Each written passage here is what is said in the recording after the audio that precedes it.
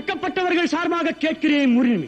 அடைக்கப்பட்டவர்கள் சார்பாக கஞ்சா விற்றால் தான் கல்வி கட்டணம் கட்ட முடியும் என்கின்ற அளவிற்கு கல்வி கட்டணத்தை உயர்த்தி வைத்திருந்தால், விவரம் தெரியாமல் வந்து மாட்டிக்கொண்டால் அந்த மாணவர்கள் என்ன செய்வார்கள் என்பதற்கு ஒரு உதாரணம் தான் இன்றைக்கு எஸ்ஆர்எம் கல்லூரியிலே படிக்கின்ற மாணவர்கள், அந்த பல்கலைக்கழகங்களிலே படிக்கின்ற மாணவர்கள் கஞ்சா வியாபாரத்தில் ஈடுபட்டு அது பல 100 கிலோ பிடிச்சிருக்காங்க, பல கோடி ரூபாய்கள் பெறும்.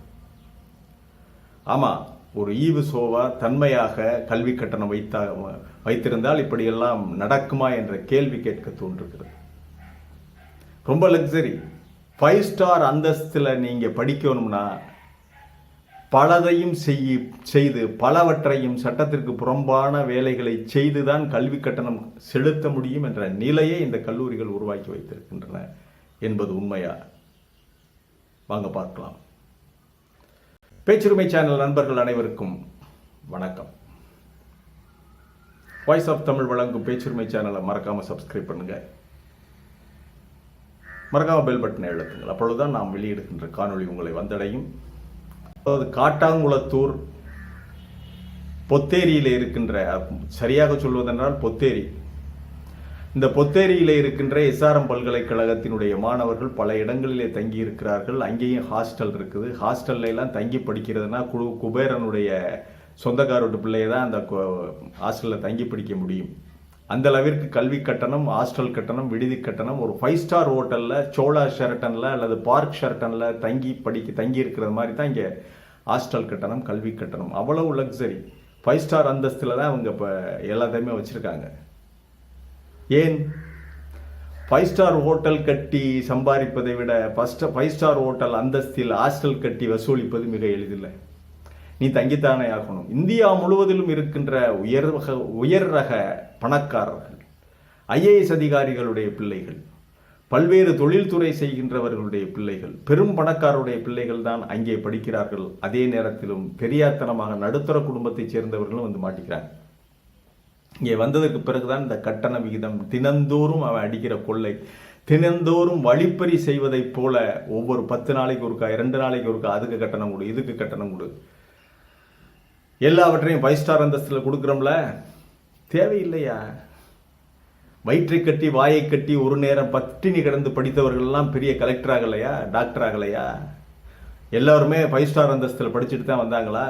யாரை ஏமாத்துறதுக்கு இந்த பச்சை முத்து இந்த மாதிரி பண்ணிக்கிட்டு இருக்காரு? பச்சை முத்து மட்டுமல்ல, ஜேபிஆர்ல இருந்து ஆர்எம்டியில இருந்து எல்லாருமே இப்படி தான் பண்றானுங்க. இவனுடைய கல்வி கட்டணம் உள்ள நுழையவே முடியாது. சாதாரண மனிதர்கள், ஏழை எளிய மனிதர்கள் நினைத்து பார்க்கவே முடியாது இவர்களுடைய கல்லூரிகளில் படிப்பதை, ஹாஸ்டல்களில் தங்குவதை. அதுதான் 5 ஸ்டார் அந்தஸ்தில் அவர்கள் நடத்துகிறார். ஒரு குருவிடம் கல்வி கற்பதற்காக ஒரு மாணவன் வந்தான். அந்த மாணவனுக்கு கல்வியை ஆரம்பித்தார், பாடத்தை ஆரம்பித்தார் குரு. அவன் அங்கேயே தங்கி படித்தான். அந்த குடிலில் அவருடைய ஆசிரமத்தில் தங்கி படித்தான்.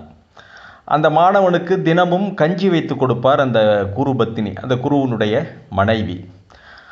அவங்க தினமும் இப்படி பாடம் நடந்து கொண்டே இருந்தது. அது என்ன ருசி என்னன்னு தெரியாதவனுக்கு பசிக்கு மட்டுமே சாப்பிட்டான். அந்த அளவிற்கு கல்வியில் அவனுக்கு ஆர்வம். குருவுடைய கல்வி அப்படி இருந்தது. மிக அழகாக அந்த பாடங்களை சொன்னதுனால அவனுக்கு மற்றதெல்லாம் எதுவும் அந்த ருசி எதுவும் தெரியலை. அவள் உப்பு போடாமல் தான் கஞ்சி கொடுத்துக்கிட்டே இருந்தா. கஞ்சி மட்டும் தான் கொடுப்பாங்க, சாப்பிட்டுக்கிட்டே இருந்தான் அந்த மாணவன். பாடங்கள் எல்லாம் ஒரு நாள் முடிவடைந்து விட்டது. இனி சொல்லிக் கொடுப்பதற்கு பாடங்கள் இல்லை என்ற அளவில் அவன் புறப்பட வேண்டும். அப்போ அவன் என்ன செய்கிறான், அன்றைக்கு கஞ்சி கொடுக்குறாங்க. அவனுக்கு கொடுக்கும்போது அந்த மாணவன் அதை குடிக்கும்போது உப்பில்லையேம்மா அப்படிங்கிறான். அவ்வளவுதான். குரு பத்தினி முனிவரை பார்த்தார், குருவை பார்த்தால் குரு அவரை பார்த்தாங்க. தம்பி, உனக்கு பாடம் முடிந்து விட்டது, நீ கிளம்பலாம் என்று சொல்லி அனுப்பி வைத்தார்கள். இது ஒரு குட்டி கதை. இது எப்படி பொருந்தது பாருங்க இந்த நவீன உலகத்திற்கு.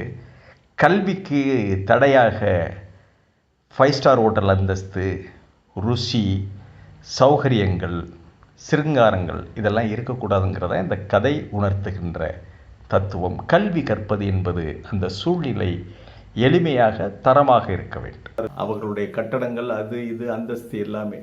ஆகவே இந்த மாதிரி கல்லூரிகளில் யார் சேர்கிறார்கள் என்றால் இந்த வட இந்தியாவில் இருக்கிற பெரும் பணக்காரர்கள், அதற்கடுத்து நடுத்தர குடும்பத்தைச் சேர்ந்தவர்கள் வந்து தங்குறாங்க. அதற்கு தோதாக நேபாளில் இருந்தும் பிற நாடுகளில் இருந்தும், நேபாள் போன்ற பிற நாடுகளில் இருந்தும், வடகிழக்கு எல்லைப்புற மாகாணங்களில் இருந்தும், அஸ்ஸாம், மணிப்பூர் போன்ற மாநிலங்களில் இருந்து வந்து படிக்கிறாங்க. அங்கேயெல்லாம் கஞ்சா என்பது பயிரிட அனுமதி உள்ளது. இங்கே குக்கி இன மக்கள்லாம் இங்கே மணிப்பூரில்.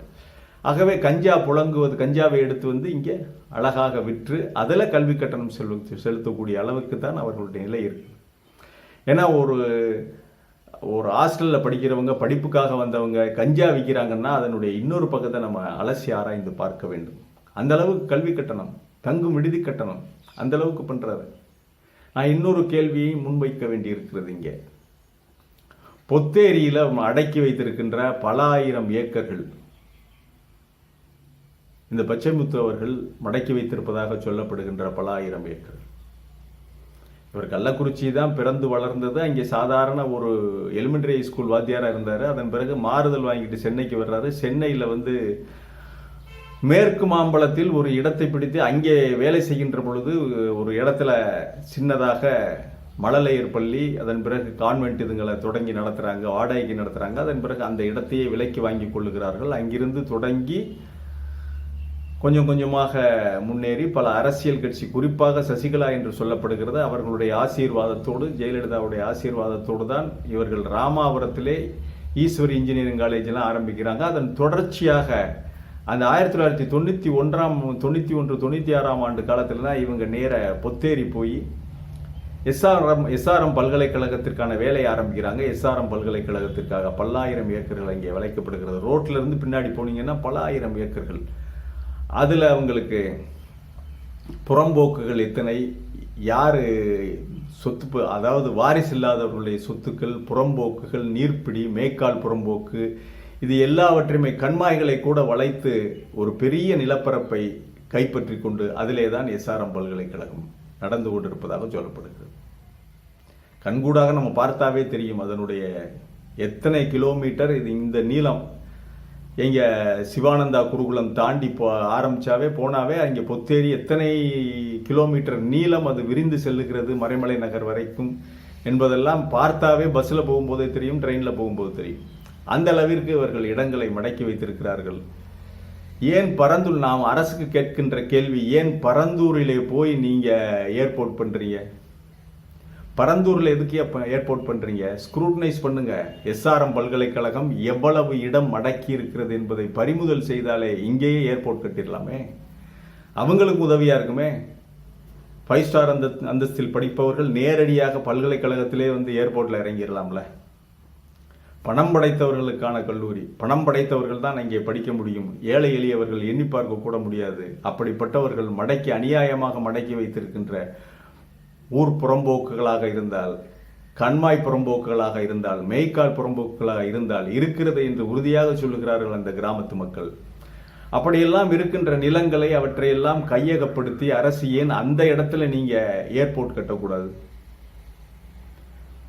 இவர் மட்டும் இல்ல, இப்பொழுதுதான் ஒரு கல்வி தந்தை மாட்டிக்கொண்டு அவர் 908 கோடி ரூபாய், இவர்களோடு புறப்பட்டு வந்தவர் தான் அந்த கல்வி தந்தை ஜெகத் ரட்சகன். 908 கோடி ரூபாய் அபராதம் விதிக்கப்பட்டு, அதே போல 89 கோடி ரூபாய் பெருமானம் உள்ள சொத்து பறிமுதல் செய்யப்பட்டு இப்பொழுது கல்வி கட்டணம், அதாவது 908 கோடி ரூபாய் அவர்களுக்கு அபராதம் விதிக்கப்பட்டிருக்கிறது.